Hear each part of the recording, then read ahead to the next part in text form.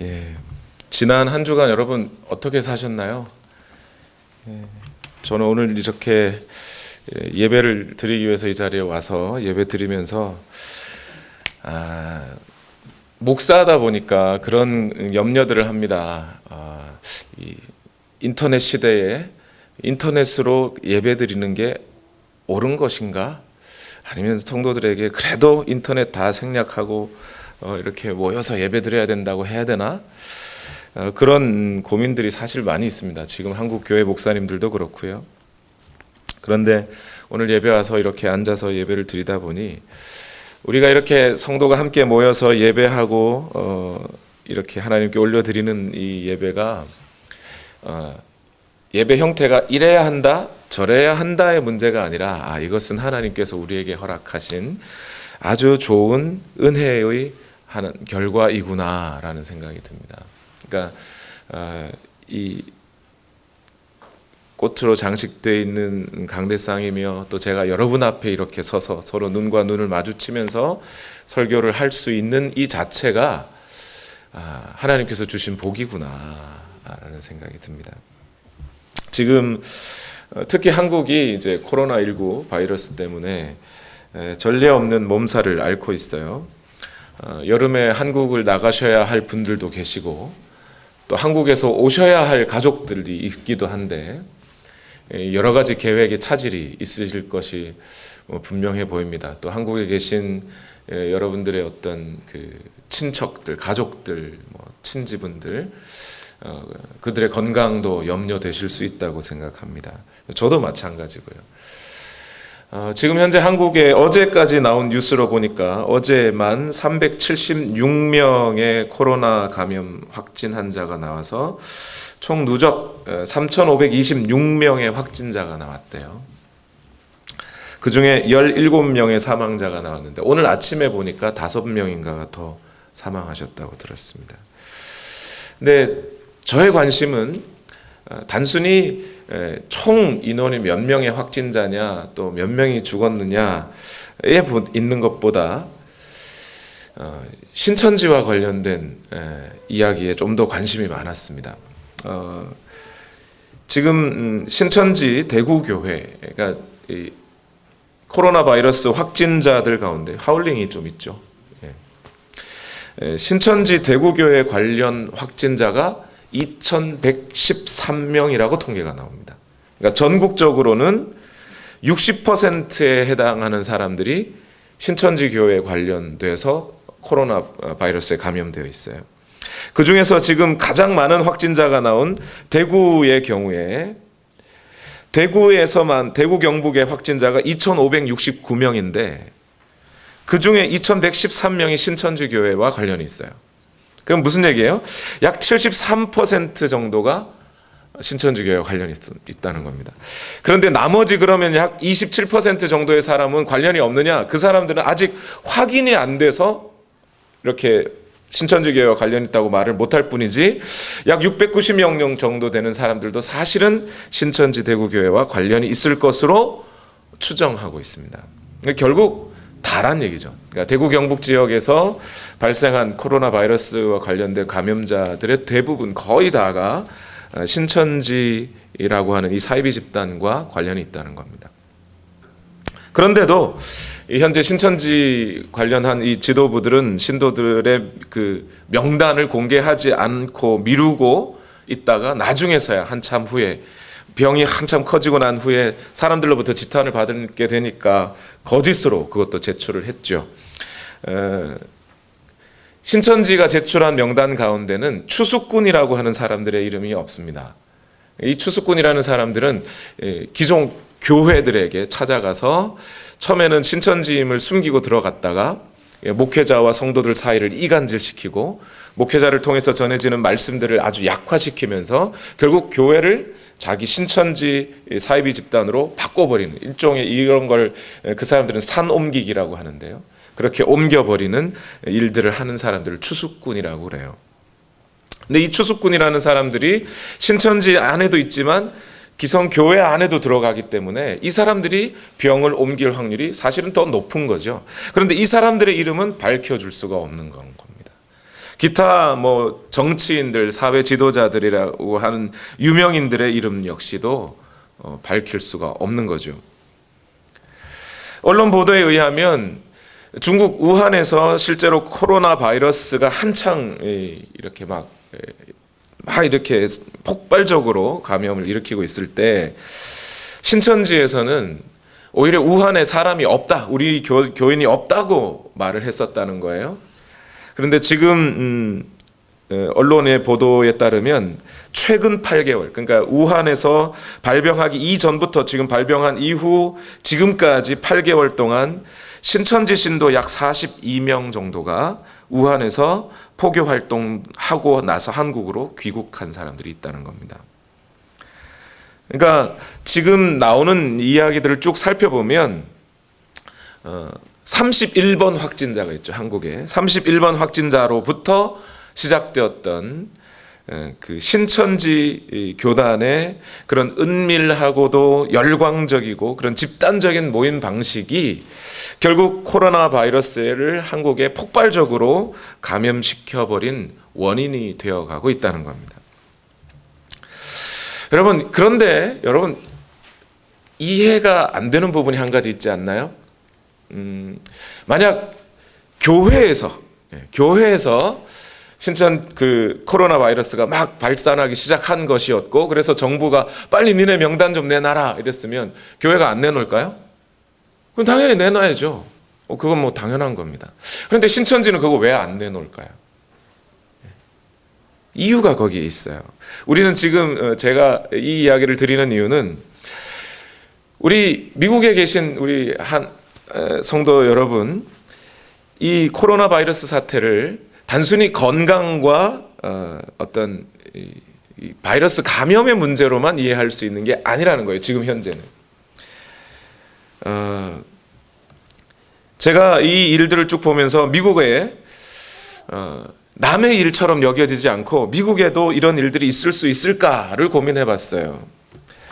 실제로 신문 보도에 보면 신천지에서 제작한 일부 문건이 유출되었던 게 있나 봅니다. 그 유출된 문건을 통해서 우리에게 보도해 준 신천지 보도에 관련하면 약 3명의 신천지 교인이 현재 텍사스의 리스시티, 그리고 샌안토니오, 그리고 달라스 어빙을 거주지로 하고 살고 있다고 하는 명단이 유출된 적이 있대요.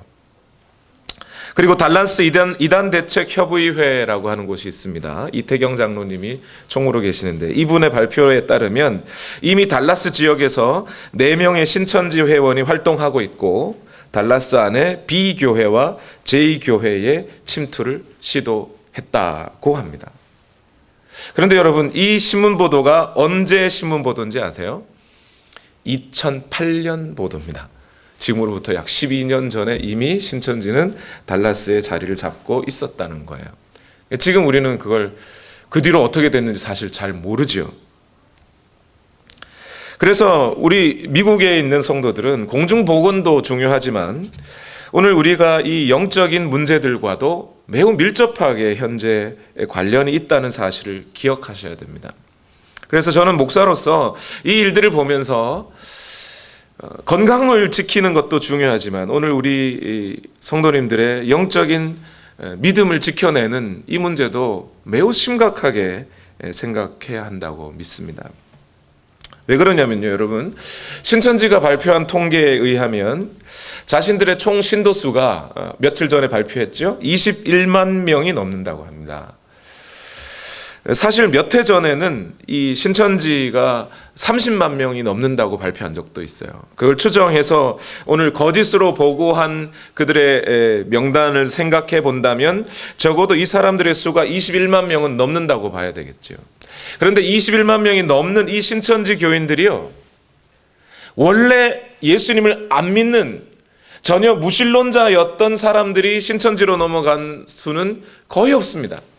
대부분이 그리스도인이라고 흔히 말하는 교회라는 곳을 다니면서 있던 분들이 다 신천지로 넘어간 거예요. 어떻게 이렇게 많은 수의 사람들이 다 그렇게 신천지로 넘어갈 수밖에 없었을까요? 어떤 분들은 사이비 그 이단 신천지 이 사이비 종교가 젊은 여학생들에게 명품 가방도 막 쥐어주고 또 젊은 청년들한테 야, 니네 힘들고 외롭지 그러면서 오면 환영해주고 막 그러니까 사람들이 자신의 어떤 신천지에 가면 자기의 존재감을 느끼게 되고 그렇게 해서 다 넘어간 것이라고 말하는 분들도 있습니다. 저도 그런 부분이 얼마나 가능성은 있다고 분명히 생각은 합니다. 그런데 여러분께 한번 물어볼게요. 여러분이 교회 갔는데 어느 교회를 갔는데 자기를 막 환영해주고 명품 가방 막 손에 쥐어주고 그러니까 저 목사가 하나님이라고 믿습니까? 그렇게 믿어져요? 여러분 그렇게 넘어갈 거예요? 내가 안 그렇다면 남도 안 그렇다고 알아야 되죠. 그러니까 신천지에 있는 그 20여만 명이 넘는 사람들이 다 교회에 있다가 그쪽으로 거의 넘어갔다면 그 사람들이 단순히 명품 가방 때문에 넘어간 것은 아니라는 거예요, 여러분. 단순히 자기한테 잘해주니까 넘어간 건 아니라는 거예요. 그것도 요인이 되겠지만 더 깊은 핵심 속에는 뭐가 있냐면 그분들이 교회라고 하는 것, 기독교라고 하는 그 종교 안에 있으면서도 그 기독교의 핵심 진리가 무엇인지를 모르고 있었기 때문에 그래요. 여러분, 신천지는요, 사이비 종교입니다. 그러니까 이단이 아니라 사이비 종교라고 이해하시는 게 맞아요. 이단과 사이비를 잘 모르시는 분들이 있으신데요. 이단이라고 하는 거는 뭐냐면 우리 교회와 같은 고백, 같은 믿음, 같은 신앙 안에 있는 사람들인데 아주 중요한 어떤 핵심 교리를 잘못 오해하거나 가르치는 사람들을 이단이라 그래요. 그러니까 이단은 뭐라고 생각하면 되냐면 변태예요. 사람은 사람인데 변태인 거예요. 변태라고 생각하면 여러분 이해하시죠? 무슨 말인지. 사이비는 뭐냐면요. 사이비는 애시당초 우리와 같은 존재가 아니에요. 같은 믿음, 같은 신앙을 가진 존재들이 아니에요. 그들은 예수 그리스도를 믿음으로 고백하지 않습니다. 애시당초 다른 존재인데 그 형태나 그 겉으로 드러나는 형식이 매우 비슷해요. 그래서 사이비예요. 같지만 다른 거예요. 그러니까 사이비는 뭐라고 하시면 되냐면 기생충이라고 생각하면 됩니다. 애시당초 사람이 아니에요. 그런데도 불구하고 그 사이비 종파의 가르침에 사람들이 쉽게 넘어가는 건 명품 때문만이 아니라 자기의 존재감 때문만이 아니라 애시당초 그들이 기독교 진리에 대한 핵심 진리가 무엇인지를 몰랐기 때문이라는 거예요. 여러분, 제가 다니던 교회에 제가 아는 형인데요. 쌍둥이 형이 있어요. 그런데 보통 쌍둥이들 보면 여러분 이렇게 멀리서 봐도 어느 정도 지내다 보면 두 사람을 구분할 수 있게 되잖아요. 차이가 좀 생기잖아요. 이 둘은 너무 똑같이 생겨가지고 잘 구별이 안 돼요. 근데 이 두 사람이 형은 운전면허증이 없고요. 동생은 운전면허증이 있었어요. 그래서 형이 운전면허 시험 보러 가야 되는데 자신이 없으니까 동생이 대신 봐주러 가고 막 그랬어요. 그런데 여러분, 아무리 비슷하게 닮았어도 동생이 자기가 내가 형인가 이러겠습니까? 그러지는 않죠. 다시 말해서 오늘 우리가 기독교의 핵심 진리가 무엇인지 우리 몸소 분명히 알고 느끼고 경험하고 확실하게 알고 있다면 아무리 명품 가방을 줘도 그 사람들이 나에게 존재감을 알려준다 해도 헷갈리지 않아요. 넘어갈 수 없게 됩니다. 그런데 넘어가더란 말이에요.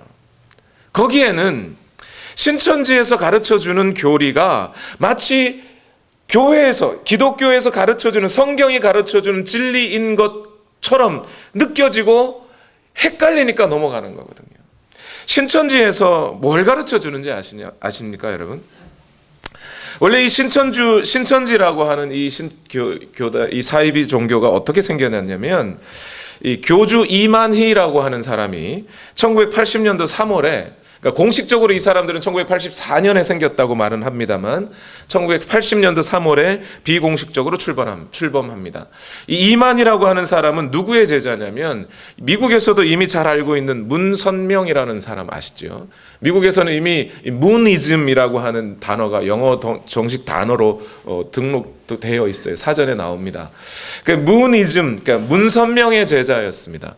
그리고 또는 박태선이라고 하는, 여러분 한국에서 잘 아는 한국 토종 이단의 박태선이라고 하는 사람의 제자이기도 합니다. 둘 사이를 왔다 갔다 하면서 좋은 것들을 다 뽑아 배워서 결국 1980년에 아주 사이비 종파의 어떤 그 어떤 좋은 것들만 꼭 골라 모아서 신천지 예수교 증거 장막 성전이라고 하는 종파를 세워요. 이때 이만희는 뭐라고 가르치냐면 자기 자신이 이 시대의 구원자이며 사탄을 이겨낸 이긴 자이고 이 땅에 새 하늘과 새 땅을 세워낼, 자기가 세울 거라는 거예요. 약속의 목자라고 주장하면서 포교 활동을 시작했습니다. 그런데 그러다 보니까 어떤 사람들은 이 신천지가 이만희를 하나님으로 믿는 종교로구나라고 알고들 계세요. 물론 그런 부분이 없잖아 있습니다. 이 신천지 안에. 그런데 이런 주장을 가지고 이만희가 하나님인 것처럼 주장을 하고 포교를 할 당시 1980년대 중후반까지 신천지는 별로 그렇게 큰 사이비 종파는 아니었어요. 최근에 이만희라고 하는 사람의 이 교주의 아내인 김남희 씨가 이만희가 얼마나 불륜과 성적으로 타락했고 또 사기 행각에 돈도 이렇게 사기쳐서 많이 치고 있는지를 폭로한 적이 있어요. 그럼에도 불구하고 신천지 신도 수는 줄지 않죠. 그러니까 신천지 이만희가 하나님이라고 믿는다는 것은 신천지 교리의 반드시 핵심 사항은 아니라는 거예요. 또 하나의 신천지 이단의 또 하나의 문제가 있는데 그 교리는 뭐냐면 흔히 말하는 조건부 종말론이라는 겁니다. 이 조건부 종말론, 이 말을 기억하십시오. 무슨 얘기냐면 신천지는 이만희라고 하는 사람이 요한계시록에 보면 이 성경책을 먹은 자라는 사람이 나와요. 잘 읽어보면 요한계시록에 요한을 말하는 거예요. 그거는 요한 사도 요한을 말하는 건데 신천지에서는 이 이만희가 그 계시록의 책을 먹은 자가 이만희라고 말을 하는 거예요. 그래서 이만희가 말하는 요한계시록 해석 방식만이 진리라고 생각하는 거예요. 특히 이만희가 얘기하는 건 뭐냐면 요한계시록에 나오는 14만 4천 명이라는 숫자가 있는데 이 신천지 신도가 자기들 교단에 14만 4천 명이 되면 천지가 개벽하고 그 자기 교단 14만 4천 명이 영생불사의 몸을 얻게 될 것이다 라고 믿습니다. 기독교의 종말론하고 상당히 비슷하죠. 그런데 왜 이 사람들의 종말론을 조건부 종말론이라고 하냐면 자기들의 신도가 14만 4천 명이라는 조건이 갖추어져야 종말이 온다고 믿기 때문에 그래요. 그래서 그 14만 4천 명을 모으기 위해서 열심으로 포교 활동을 하는 거예요. 사람들에게도 자 14만 4천 명만 모으면 이제 세상 종말이 온다. 너는 영생불사하게 될 거고 이 세상 사람들 다 망해도 너만 살 수 있다 라고 가르쳐 주니까 이 사람들이 어떻게든 14만 4천 명을 모으려고 발악을 하게 되는 거예요. 그리고 14만 4 처음에 신천지 수가 1만 명, 2만 명일 때는 14만 4천 명 모으는데 뭐 그렇게 정말 이루어질까 몰랐어요. 그런데 시간이 지나면서 3만 명, 4만 명 모이니까 앞이 보이기 시작하는 거예요. 그래서 신천지 교단에서 사람들을 부추기기 위해서 계속해서 자기들의 신도 수를 발표를 해요. 매년 우리 몇만 명 됐다고, 우리 몇만 명 됐다고, 이제 조금만 더 하면 된다고. 사람들이 더 기를 쓰고 모입니다. 그러다가 어느 순간 발표를 안 해요. 왜 그래요? 14만 4천이 넘어버렸어요. 그럼 사람들한테 이제 뭐 하라고 할 게 없잖아요. 그러다가 최근에 작년인가 재작년부터 다시 발표합니다. 20만 명 넘었다고, 30만 명 넘었다고. 왜 발표할까요? 교리를 바꿔주는 거예요. 우리 14만 4천 명이 넘긴 했지만 아직 종말은 안 왔잖아요. 왜 안 왔느냐? 진짜 배기가 필요하다는 거예요. 그래서 20만 명, 30만 명이 돼도 그 중에 14만 4천 등 안에 드는 진짜 사람들이 진짜 신도가 14만 4천에 들어야 된다는 거예요. 그렇게 알려주면서 뭘 해요? 시험을 칩니다. 여러분 실제로 그 사람들 모인 자리에서 위에 상의는 하얀 옷 입고 까만 하의를 입은 사람들이 바닥에 엎드려 앉아서 시험을 쳐요. 수천 명 사람들이 앉아가지고 돈 얼마 냈는지, 사람 몇 명 데리고 왔는지, 그들의 교리를 얼마나 잘 외우고 있는지 이런 거 시험 쳐서 진성당원을 뽑는 거죠. 그래서 14만 4천 명이 되어야 된다는 거예요. 계속 사람들은 그것에 대해서 그렇기 때문에 그 모임에 빠질 수가 없어요. 빠지면 등수가 뒤로 가니까. 그럼 자기는 영생불사의 몸을 얻을 수 없으니까. 그래서 신천지에서도 신도수를 발표할 수도, 정직하게 발표할 수도 없고, 또 코로나 바이러스가 확진이 되었어도 자기가 신천지 신도라고 밝힐 수가 없는 거예요. 왜 못 밝혀요?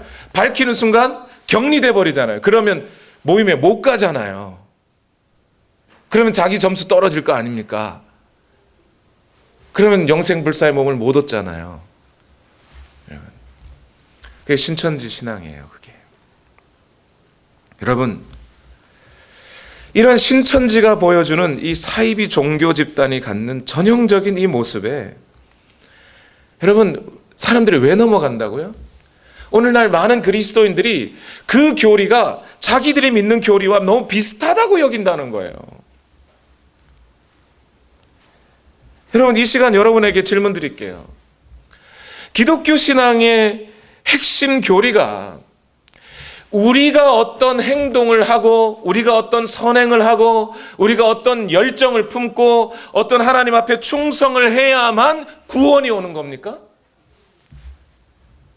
하나님의 나라는 내가 노력해서 들어가는 거예요? 아니라고요. 제가 반복해서 말씀드리잖아요. 기독교 신앙의 본질은, 기독교 신앙의 핵심은 뭐냐면 우리가 구원을 얻되, 구원을 받는 것은 우리의 노력이나 우리의 어떤 신앙의 어떤 열정의 결과물이나 우리가 어떤 착하게 살았거나 우리가 하나님 앞에 어떻게 더 잘 살아 보였기 때문에 하나님이 우리를 구원하는 게 아니라는 겁니다. 하나님은 우리의 믿음을 보시고 우리를 구원하시는 거예요. 근데 그 믿음이라는 것조차 우리의 행위가 아니에요.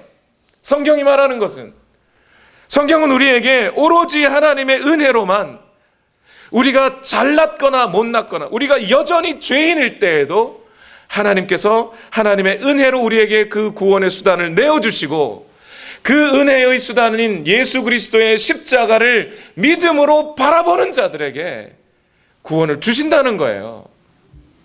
믿음은 우리의 행위가 아닙니다. 놋뱀을 보면 불뱀에서 물린 상처에서 낫는다는 거잖아요. 놋뱀을 보는 게 상처를 낫게 해주는 겁니까? 그게 행위가 돼요? 그게 어떤 우리 병을 낫게 하는 것이 됩니까? 아니에요. 그냥 놋뱀을 보는 거예요. 근데 그 본 자들에게 하나님이 구원을 허락하신다는 거예요. 우리의 믿음조차 행위가 아닙니다. 그 이야기, 기독교 신앙의 핵심 진리가 로마서 3장 21절에서 24절까지에 빼곡히 이렇게 적혀 있어요. 우리가 벌써 말씀을 들은 내용입니다. 같이 읽어봅시다. 시작. 그러나 이제는 율법과는 상관없이 하나님의 의가 나타났습니다. 율법과 상관없이 하나님의 의가 나타났다고요. 율법을 지키거나 안 지키거나 상관없이 여전히 우리는 율법을 지키지 못하는 죄인임에도 불구하고 하나님이 은혜로 우리에게 하나님의 의를 허락해 주셨다는 거예요. 그것은 율법과 예언자들이 증언한 것입니다. 22절. 그런데 다 같이 읽읍시다. 그런데 하나님의 의는 예수 그리스도를 믿는 믿음을 통하여 오는 것인데 모든 믿는 사람에게 미칩니다. 거기에는 아무 차별이 없습니다. 23절 모든 사람이 죄를 범하였습니다. 누가요? 모두가 죄인이요. 이만희는 괜찮은 게 아니고 제가 뭐라고 막 욕하고 싶은데 그 사람도 죄인이에요. 그래서 사람은 하나님의 영광에 못 미치는 처지에 놓였습니다. 다 똑같아요. 다. 유일한 구원의 수단은 예수 그리스도밖에 없고 예수 그리스도를 믿는 것밖에 없어요.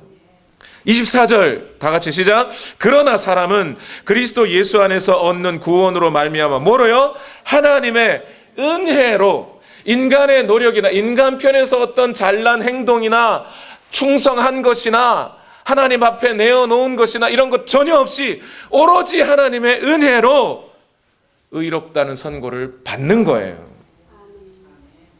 그것이 우리의 구원이에요. 이게 기독교의 핵심 진리입니다.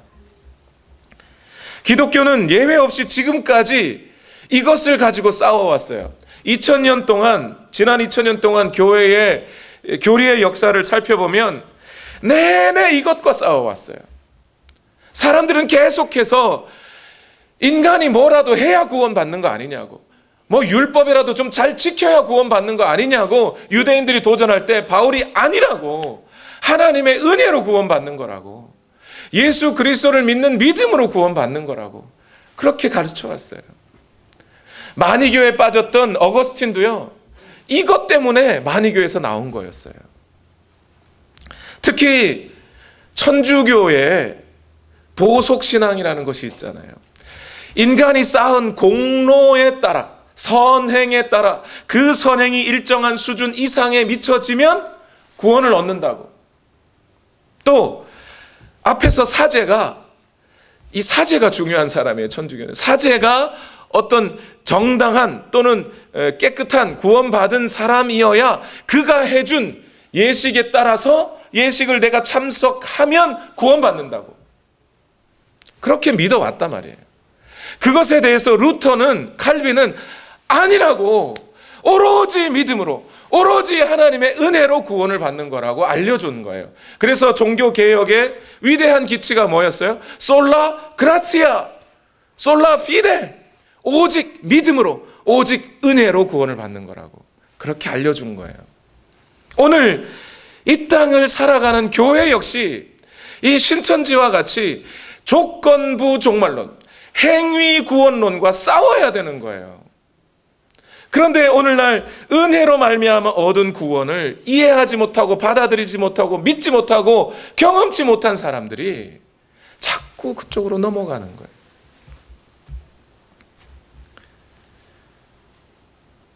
여러분, 오늘 본문의 말씀에 보면 아브라함이라는 사람이 나옵니다. 로마서 3장까지 바울이 조금은 추상적으로, 여러분 아마 1장에서부터 3장까지 이 말씀을 여러분 함께 나눠 주셨는데 지금까지 1장에서 3장까지 오시면서 사실 어떤 분들은 설교를 들으면서 힘드셨을 거예요. 그건 저를 탓하지 마세요. 왜냐하면 성경이 로마서 1장에서 3장까지가 매우 추상적으로 적혀져 있어요. 그냥 어떤 손에 잡히듯이 설명하기보다는 논리적인 논문 형식으로 이렇게 전개되어 왔어요. 근데 4장에 가서는 이제 드디어 예를 들어서 보여주는 거예요. 예를 들어 보여주니까 좀 더 이해하기 쉽게 적혀져 있죠. 그런데 4장의 중심 내용은 3장까지 내용과 똑같단 말입니다. 그러니까 똑같은데 4장에 들어와서 아브라함과 다윗을 예로 들고 있어요. 여러분, 3장까지 내용이 뭐였다고요? 모두가 죄인인데 하나님의 은혜로 그들이 구원을 얻는 것이다. 이것이 핵심 내용이었다고요. 그죠? 그러면 그 예를 들어서 아브라함과 다윗을 예로 들었다는 얘기는 아브라함도 뭐라는 얘기예요? 아브라함이 의인이에요? 죄인이에요? 죄인이란 얘기예요. 아브라함도 죄인이고 다윗도 죄인인데 그들이 여전히 죄 가운데 있을 때에 하나님이 은혜로 그들을 구원하셨다. 죄 없다고 간주해 주셨다. 그 내용인 겁니다. 그러니까 여러분, 지금 유대인들은요, 이 바울이 편지를 쓰고 있는 당시 유대인 또는 유대인 그리스도인들은 뭐라고 생각했냐면 자기들은 아브라함의 후손이에요. 아브라함은 어떤 사람이에요? 의인이에요. 그래서 아브라함 같은 자, 그래서 아브라함 같은 믿음이 좋은 사람이라야 구원을 받는다고 생각했어요. 믿음이 좋은이라는 이 말을 잘 이해하십시오. 믿음이 있다 없다가 아니라 믿음이 아주 좋은 사람이라야 된다라고 생각한 거예요. 다윗과 같이 성군이라야 구원을 얻는 것이다 라고 생각했다는 겁니다. 근데 바울이 아니라고, 그 사람들도 죄인이라고, 단지 그들도 죄인인데 하나님을 믿은 것밖에 없다고, 그 얘기를 해주는 거예요. 그래서 오늘 로마서 4장 1절 이야기를 다 같이 읽어봅시다. 1절 시작. 그러면 육신상으로 우리의 조상인 아브라함이 무엇을 얻었다고 우리가 말할 수 있겠습니까? 여기서 중요한 건 뭐예요? 아브라함이 무엇을 얻었다고 할 수 있겠습니까? 이렇게 질문하잖아요, 바울이. 만약 아브라함이 하나님 앞에 뭔가를 행했기 때문에, 선행을 했기 때문에, 하나님의 나라를 위해서 뭔가 일을 했기 때문에 그가 구원을 받은 것이다, 그렇게 해서 바울이 설명할 거라면요, 그러면 바울은 뭐라고 말해야 돼요? 아브라함이 하나님께 무엇을 행했겠습니까? 이렇게 질문해야 되겠죠. 근데 바울은 지금 뭐라고 질문해요? 아브라함이 뭘 얻었습니까? 이렇게 돼요. 그러면 그 아브라함이 얻은 것이 뭐냐? 로마서 4장 2절과 3절로 가봐요. 읽어봅시다. 아브라함이 행위로 의롭게 되었더라면 그에게는 자랑할 것이 있었을 것입니다. 그러나 하나님 앞에서는 자랑할 것이 없습니다. 성경이 무엇이라고 말합니까? 아브라함이 하나님을 믿으니 하나님께서 그를 의롭다고 여기셨다 하였습니다. 여러분, 지금 바울이 얘기하는 게 뭐예요? 아브라함이 어떤 행위로 의롭게 되었다면 아브라함이 하나님 앞이나 사람들 앞에 자랑할 거리가 있었겠지요. 인정합니다. 그런데 그 행위로 의롭다고 인정함을 받은 게 아니라 그가 믿었다는 거예요. 여기 보면 3절에 아브라함이 하나님을 믿으니 하나님께서 그를 의롭다고 여기셨다라는 구절이 나와요. 이 구절은 창세기 15장 6절 말씀을 지금 가져온 겁니다. 그런데 여러분, 이 창세기 15장 6절 말씀의 시점이 중요해요. 지금 바울이 이야기하고 있는 맥락을 따라가면 무슨 얘기냐? 제가 어릴 적에 다니던 시골교회에 김 집사님이라는 분이 계셨어요. 남자 집사님입니다. 여자 집사님 아닙니다. 남자 김 집사님입니다. 어릴 적 시골교회. 이 김 집사님은 어려서부터 부모님이 이혼하시고 불화하시면서 청소년 때부터 많이 삐뚤어서 자랐어요. 머리는 좋은데 공부는 안 하고, 운동은 좋아해서 몸은 재빠른데 그러다 보니까 동네에서 싸움은 도맡아서 하고, 여자친구는 수시로 바뀌고, 그러면서 술 마시고 다니고 이러다 보니까 동네에서 깡패 소리를 들었습니다. 나이 40이 다 되어서 자기 어머님 때문에 결국 어머니를 통해 예수님을 믿고 교회로 들어왔어요. 사람들이 이 김 집사님을 보면서 하는 말이 뭔지 아십니까? 너 예수 믿더니 사람 됐네. 이렇게. 너 예수 안 믿었으면 어쩔 뻔했어. 그게 김 집사님에 대한 이야기였어요. 지금 바울이 아브라함을 예로 드는 것은 아브라함이 믿음이 좋은 사람이다 라는 의미에서 예를 드는 게 아니고, 아브라함 이 사람도 하나님 안 믿었으면 어쩔 뻔했어. 믿었으니 사람 된 거야 라는 예로 지금 아브라함을 예로 들어주고 있는 거예요. 아브라함이 하나님을 믿음에 했을 이 믿음에라는 이 단어가 언제 나왔냐면요, 아브라함이 하나님으로부터 음성을 듣고 본토 친척 아비 집을 떠나 하나님이 예비하신 땅으로 가기 시작한 때의 나이가 75세예요. 그 75세 때 부르셨는데, 원래는 데라, 아버지 그 데라 때부터 불렀죠. 그런데 그 아브라함이 부르심을 받은 이후에 아브라함의 삶이 어땠나요? 처음부터 믿음이 좋아서 막 쫙 이렇게 살았나요? 이 창세기 15장은 부르심을 받고 나서도 이 아브라함이 하나님의 부르심을 의심해서 이집트까지 가버리잖아요. 가나안 땅을 지나서 약속하신 땅을 지나서 이집트까지 가요. 거기서 먹고 살려고 무슨 짓을 해요? 자기 와이프를 여동생이라고 속이잖아요. 여러분, 이 사건을 너무 미화해서 생각하지 마세요. 저도 사실 제 아내한테 뭐 그렇게 잘하는 사람은 아닙니다. 저도 인정합니다. 제가 경상도 사나이가 되어서 사근사근 이렇게 잘 못해요. 그런데 아브라함만큼은 아니에요.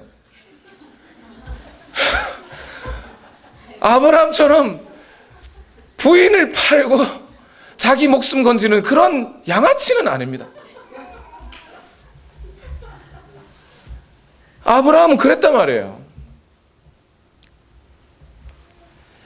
그랬던 사람을 하나님께서 아브라함의 삶을 조성하시고 그래도 그를 아브라함을 또 붙드시고 가나안 땅으로 또 부르시잖아요. 불러놓았는데 또 소돔과 고모라 지역에 전쟁이 일어나잖아요.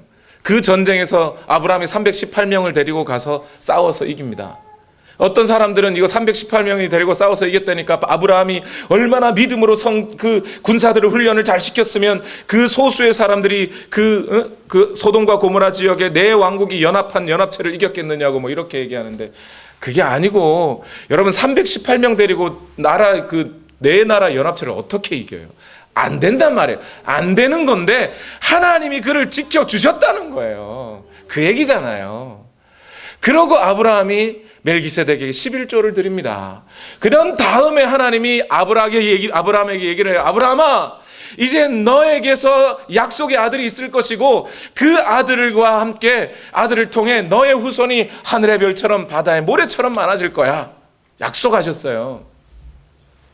그때 아브라함이 하나님을 믿으니 하나님이 그를 의로 여기셨더라.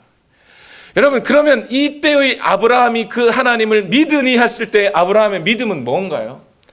내가 안 되는 건 알지만 내가 될 줄로 믿습니다 하는 어떤 마음의 힘, 이게 믿음이 아니고 아브라함이 가졌다는 믿음은 뭐냐면 하나님께서 나 같은 죄인도, 나같이 몹쓸 놈도 끝내 여기까지 인도하고 지키시고 끝까지 인도하고 계시는구나를 아브라함이 안 거죠. 알고 그런 하나님이 약속하시는 것이라면 나는 그것을 믿을 수밖에 없다. 의지할 수밖에 없다. 그 하나님의 약속을 받아들일 수밖에 없다. 이게 믿음이란 말이에요. 이게 믿음. 그 믿음, 그냥 그 믿음 보시고 하나님이 의롭다고 여기셨다는 거예요. 아브라함이 뭘 잘해서가 아니고, 그렇게 하나님을 믿은 다음에도 아브라함이 하나님 앞에 행동을 잘했습니까? 그들여도 사실 저게 믿음 있는 사람이야 할 정도의 삶을 살았잖아요. 부인이 여보, 당신도 늙었고 나도 늙었는데 무슨 애를 낳는다고 그러십니까? 차라리 저 하갈이라는 몸종이 있으니 그에게서 낳으십시오. 그래가지고 그렇게 낳았잖아요. 그게 잘한 거예요, 여러분. 여러분, 만약에 여러분 목사가 사모님 말고 다른 여자가 있어가지고 거기서 애를 낳았다 그러면 여러분 그거 목사로 인정해 주실 거예요, 여러분? 아브라함이 그랬단 말이에요, 아브라함이. 그런 시각과 관점에서 지금 아브라함과 다윗 이야기를 하고 있는 거예요. 바울은 아브라함이 한 게 아무것도 없다. 다윗은 뭐 잘한 게 있느냐? 다윗 보십시오. 다윗은 뭘 잘했어요? 로마서 4장 4절과 5절 말씀을 조금 더 읽고 가야 되겠네요. 로마서 4장 4절과 5절 같이 읽어봅시다. 시작. 일을 하는 사람에게는 품삯을 은혜로 주는 것으로 치지 않고 당연한 보수로 주는 것으로 생각합니다. 그러나 뭐 한 사람요? 경건하지 못한 사람을 의롭다고 하시는 분을 믿는 사람은 비록 아무 공로가 없어도 그의 믿음이 의롭다고 인정을 받습니다. 이랬잖아요. 여기서 4장 5절에 말하는 경건하지 못한 사람, 이게 누군데요? 아브라함요, 아브라함. 아브라함이 경건하지 못했다고 지금 바울이 말하잖아요. 그 경건하지 못한 사람을 의롭다고 하시는 분을 믿으면 비록 아무 공로가 없어도, 누가 아무 공로가 없었는데요? 아브라함이 아무 공로가 없어도 그 믿음을 의롭다고 여겨주시는 겁니다. 더 나아가서 유대인의 자랑이었던 다윗은 어떤 사람이었어요? 로마서 4장 6절에서 8절 다 같이 읽어봅시다. 시작. 그래서 행한 것이 없어도 하나님께서 의롭다고 여겨주시는 사람이 받을 복을 다윗도 다음과 같이 말하였습니다. 하나님께서 잘못을 용서해 주시고 죄를 덮어 주신 사람은 복이 있다. 주님께서 죄 없다고 인정해 주실 사람은 복이 있다. 어떻게 했다고요? 다윗이 죄 용서함 받은 것, 이걸 구원이라고 지금 이제 말하고 있잖아요. 그죠? 죄 용서함 받은 이것이 다윗이 뭐 회개를 해서 용서해 주셨어요? 그 다윗의 죄를 깎아 없애줄 만한 더 선하고 착한 일을 다윗이 했기 때문에 용서해 주셨어요? 살인죄에 강간범에 가정 파괴범 아닙니까? 다윗이. 그래 여전히 자기는 잘났다고 하나님 앞에 뻐기고 있는 그 다윗에게 하나님이 용서를 허락하셨다고요. 그것은 은혜라는 겁니다. 은혜. 거저 주신 은혜라는 거예요. 여기서 시편 31편의 말씀을 사도가 인용하고 있는데 여기 6절의 말씀에도 보고 또 7절 8절에도 계속 나오는데 뭐라고 되어 있어요? 의롭다고 여겨주시다. 죄 없다고 인정해 주시다. 이런 말이 있죠. 헬라어로 로기조도마이라는 단어예요. 이 단어의 의미가 뭐냐면 죄인인데 의인이라고 쳐주는 거예요. 갚을 만한 돈이 되지도 않지만 그냥 갚은 걸로 쳐주는 겁니다. 1만 달란트 빚진 자에게 없는 걸로 쳐줄게. 이게 로기조도마이에요. 그러니 이것은 하나님의 은혜 아닙니까? 여러분, 이렇게 하나님의 은혜를 받은 사람들은요, 분명한 특징이 있어요. 뭐요? 자랑하지 않아요. 자랑할 것이 없어져요. 자랑이 안 됩니다. 여러분, 제 말을 잘 들어보세요. 제가요, 한국에서 찬양 사역을 할 때요, 찬양 사역 하려고 앞에 딱 서면 회중이 한 몇 명 정도 있었는지 아세요? 제가 지금도 하나님 앞에 너무 감사하게 생각하고 있는 경험이 하나가 있어요. 주일학교 아이들만 5,500명. 여러분 500명이 아니고요. 5,500명이에요. 여러분 어느 정도 되셔야 여러분 입을 안 벌리시네. 5,500 어느 정도 돼야 놀라실 거예요. 여러분. 주일학교 아이들만 어린이들만 5,500명 빼곡히 앉은 데서 여러분 찬양인도 해보셨어요? 목사님 사모님들만 한 5,000명 앉으신 자리에서 찬양인도 해보셨어요? 저 그래 봤습니다. 그런데 여러분 저는 그것을 자랑하지 못해요. 지금도 자랑으로 목사 또 자랑으로 얘기하는 게 아닙니다. 왜 자랑이 안 될까요? 여러분 제가 목회 여기 우리 교회에서 한 6년 이상 하면서 그거 막 얘기만 하면서 내가 이럴 때가 있었는데 뭐 이렇게 하던 적 들어보셨어요? 저 못해요. 왜요? 그 아이들이, 그 목사님 사모님들이, 그 회중들이 저 때문에 모인 게 아니거든요. 그럼 저는 자랑할 게 아닌 거예요. 그거는 오히려 부끄럽죠. 그냥 감사할 따름인 거죠. 하나님의 은혜로 구원을 받은 사람들, 여전히 내가 죄인인데 죄인인 나를 용서해 주신 하나님의 은혜를 경험한 사람들은 그 용서받음을 자랑할 게 없는 거예요. 나 때문에 된 게 아니거든요. 문제는 인간의 이 죄성이라는 데 있어요. 인간의 죄성은 뭐냐면 하나님이 그래도 은혜를 주셨으니 내가 뭐 갚아야 되는 거 아니냐 이런 생각을 해요. 은혜 갚는 것까지는 좋습니다. 은혜 갚는 것 갚아야지 하는 마음은 좋습니다만 내가 이렇게 하면 은혜를 갚는다고 여기면 안 돼요. 그러면 우리가 어떻게 하면 하나님의 은혜를 갚는 겁니까? 돈을 많이 헌금하면 은혜 갚는 건가요? 전도 많이 하면 은혜 갚는 건가요? 많은 사람들을 데려오면 은혜를 갚는 겁니까? 예배를 한 주라도 빠지지 않고 하나님 앞에 예배 드리면 은혜 갚는 건가요? 이 세상은 그걸 자꾸 요구해요. 우리에게 너네 한 게 뭐 있냐고. 지성이면 감천 아니냐고. 지성을 드려야 감천이 되지. 하늘도 감동하시지. 그렇게 자꾸 우리 세상은 가르쳐 준다고요.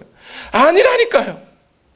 인간 간의 관계는 내가 짜장면 얻어먹으면 짬뽕으로 갚고 싶은 게 맞아요. 그렇지만 하나님과의 관계는 그런 게 아니에요. 하나님이 은혜 주셨으면 받으면 됩니다. 감사하면 돼요. 무언가 여러분, 우리가 하나님 앞에 기도라는 걸 하는 것은 우리의 믿음의 표현이 맞아요. 그렇죠? 내가 어떤 상황에서도 이런 어려움 속에서도 내가 하나님께 매달립니다. 하나님 역사해 주십시오 하고 하나님께 기도하는 것은 믿음의 표현입니다. 느헤미야도 그랬고 다니엘도 그랬어요. 민족을 위해 하나님 살려주십시오 하고 하나님 앞에 나아가는 거 믿음의 표현 맞아요. 그런데 100일 기도해야 하나님이 응답하셔. 이거는 믿음이 아니에요. 이건 우리의 행위죠. 100일 기도했다는 게 자랑이 되는 거예요. 이건 믿음이 아니에요, 여러분. 근데 오늘날 한국 교회가 이것을 자꾸 심어주고 가르쳐주면서 어쩌면 신천지와 같은 이단들이 득세할 수 있는 토양을 만들어줘 버리는 것과 마찬가지죠. 말로는 하나님의 은혜로 구원을 얻는다고 말은 하면서 사실은 교회 안에서 충성 경쟁시키고 목회자를 마치 하나님과 나 사이의 중보자로 여기게 만들어서 조금 더 큰 목사, 조금 더 훌륭한 목사, 조금 더 깨끗한 목사라야 구원을 줄 것 같고 그 교회 다녀야 뭔가 자부심이 있는 것 같고 성도 수가 그래도 2,000명, 3,000명은 되어야 예수 믿는 것 같은 그런 마음 심어준 게 사실이란 말입니다. 애시당초 예수님은 적은 무리에 작은 자들에게 관심이 많으셨단 말입니다. 그걸 잊어버린 채. 애시당초 예수님은 죄인들에게 찾아오셨어요. 내가 건강한 사람들에게 온 게 아니다. 병자에게 온 것이다. 그래서 오늘 우리는 하나님 앞에 나아갈 때 그저 내가 잘한 것, 내가 하나님을 위해 한 것, 이것 가지고 구원받을 생각을 할 수 없게 되는 거예요. 말씀을 맺겠습니다, 여러분. 자, 말씀을 맺으면서 여러분에게 질문 한 가지 드립니다. 네, 질문 한 가지. 여러분, 오늘 설교는 은혜 받으려고만 하지 마시고 감동되려고만 하지 마시고 나 자신을 점검하고 확인하시는 차원에서 잘 들어보십시오. 질문 드릴게요. 여러분이 이제 천국 문 앞에 섰습니다. 죽어서. 천국 문지기가 여러분에게 질문합니다. 도대체 왜 내가 당신에게 이 천국 문을 열어줘야 합니까? 라고 묻는다면, 예를 들어서요, 여러분들은 뭐라고 대답하실 겁니까? 대답을 잘 안 하시는군요. 대답 안 하면 지옥. 어떡할까요? 객관식을, 보기를 드리죠. 1번, 나는 좋은 그리스도인이 되기 위해 최선을 다했으니까 문 열어주십시오. 2번, 나는 하나님을 믿었고 그분의 뜻을 행하기 위해 노력했으니, 실천했으니 문을 열어주십시오. 3번, 나는 내 마음을 다해서 진심으로 하나님을 믿었으니 문을 열어주십시오. 1번, 2번, 3번 중에 대답하지 마세요. 1번, 2번, 3번 중에 뭘까요? 여러분 속으로 대답해 보세요. 여러분 뭐라고 대답하실 겁니까? 만약 신천지 교인들이 이 질문을 받았다면 이렇게 대답할 거예요. 나 14만 4천 모으기 위해서 이만큼 했고 14만 4천 등 안에 들기 위해서 이렇게 했는데 문을 열어주십시오. 이랬을 겁니다. 그렇죠? 아브라함은 뭐라고 했을까요? 나 예수 잘 믿었으니 나를 구원해 주세요. 이랬을까요? 여러분, 1번은요. 1번은 나는 좋은 그리스도인이 되기 위해 최선을 다했습니다. 이 말은 뭐예요? 행위 구원이에요. 내가 행위를 했으니 구원해 달라는 거예요. 2번은 뭔지 아세요? 나는 하나님을 믿었고 그분의 뜻을 실천하기 위해 노력했습니다. 이건 믿음 플러스 행위, 그러니까 구원, 이렇게 되는 거예요. 이것도 아니에요. 3번은요. 나는 마음을 다해서 전심으로 하나님을 믿었으니, 이건 뭐냐면요, 믿음이 행위가 된 거예요. 사실 1번, 2번, 3번 다 답이 아닙니다. 우리가 해야 할 답은 뭡니까? 맞습니다. 나는 그 천국 문으로 들어갈 자격이 없는 자입니다. 그러나 하나님께서 우리를 위하여, 나를 위하여 내어놓으신 예수 그리스도와 그가 나를 위해 피 흘려 주셨고 나를 위해 완성해 주신 그 구원의 사건, 그 은혜를 내게 거저 베풀어 주셨으니 염치 불구하고 그 문 좀 열어주시면 안 되겠습니까? 여야 한다는 거예요.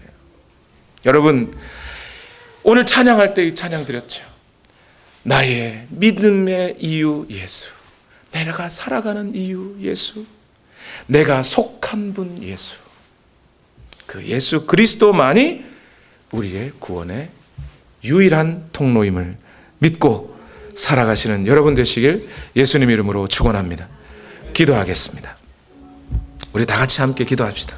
하나님, 우리의 모든 삶을 주관하시는 하나님, 인도하시는 하나님, 내가 주님 앞에 한 것 없어서 죄송합니다.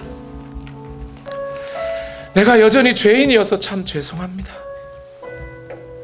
내가 믿음 있다고 하지만 언제 내가 믿음 있었는지도 잘 모르겠고 그렇게 모자란 듯 연약한 듯 그렇게 살아가는 인생입니다. 그러나 내가 붙잡는 것 오직 예수, 그 예수 그리스도의 십자가만을 붙들고 오늘도 나아가오니 주여 우리를 붙드시고 우리를 인도하여 주옵소서. 우리 시간 다 같이 함께 기도하시겠습니다. 살아계신 아버지, 오늘도 우리를 인도하여 주시고 하나님 은혜로 채우시고 역사하여 주시옵소서.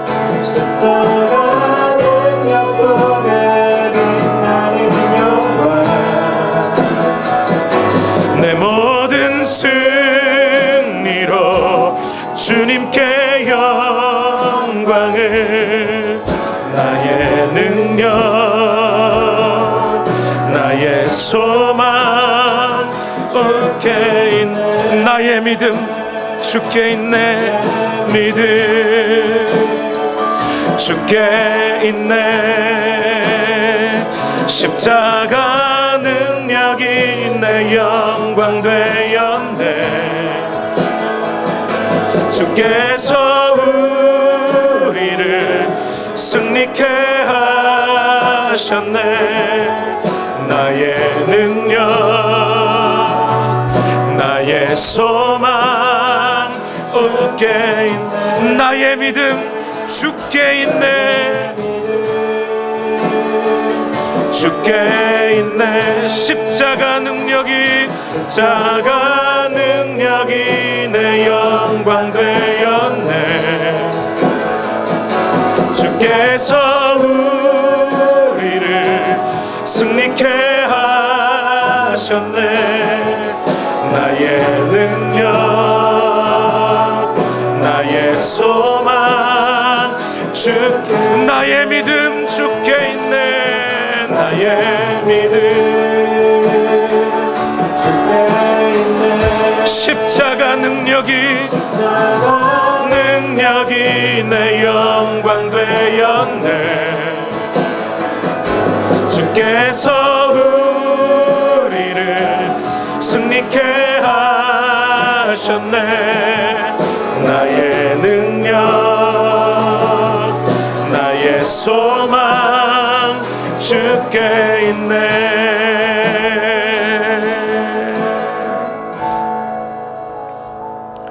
하나님,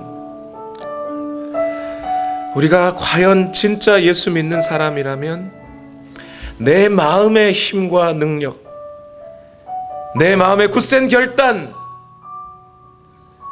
내가 주님께 한 모든 행위들, 내가 했던 모든 착한 일들, 그런 것들 때문에가 아니라 날 위하여 대신 피 흘려주신 예수 그리스도 때문에, 그 주님이 나를 위하여 대신 죽어주셨기에 그래서 나 주님 앞에 구원 얻었다고 그렇게 고백하며 우리의 남은 인생도 그 예수 그리스도의 은혜를 붙잡고 그렇게 하나님 앞에 나아가는 우리 모두가 되게 하옵소서. 이 세상이 혼돈하고 이 세상이 여전히 우리를 넘어뜨리려 하고 질병과 풍파의 그 모든 소문들 속에서 우리는 때로 우리의 믿음과 우리의 생각이 사라져버리고 어느새 나는 인간의 욕망만 남은 그런 존재로 살아가는 것은 아닙니까? 하나님, 다시 한번 주님 앞에 마음을 모으니 우리를 구원하신 하나님의 은혜와 그 사랑 기억하며 겸손히 주님 앞에 나아가는 우리 모두가 되게 하옵소서. 이 시간 또한 하나님 앞에 예물을 올려드립니다. 우리가 하나님 앞에 올려드리는 이 예물이 어찌 하나님의 은혜를 갚는 것이 되겠습니까? 그러나 우리 주님께서 약속하신 대로 너희는 먼저 그의 나라와 그의 의를 구하라 하셨으니 오직 하나님의 나라와 그 의가 우리에게 임하기를 바라며 그 소망을 가지고 이 시간 예물을 올려드리오니 우리에게 허락하신 그 하나님의 은혜와 약속의 명령의 말씀 따라 이 모든 것이 너에게 더할 것이라고 하는 그 약속의 말씀 또한 우리 삶에 이루어지게 하옵소서. 예수님의 이름으로 기도하옵나이다. 아멘.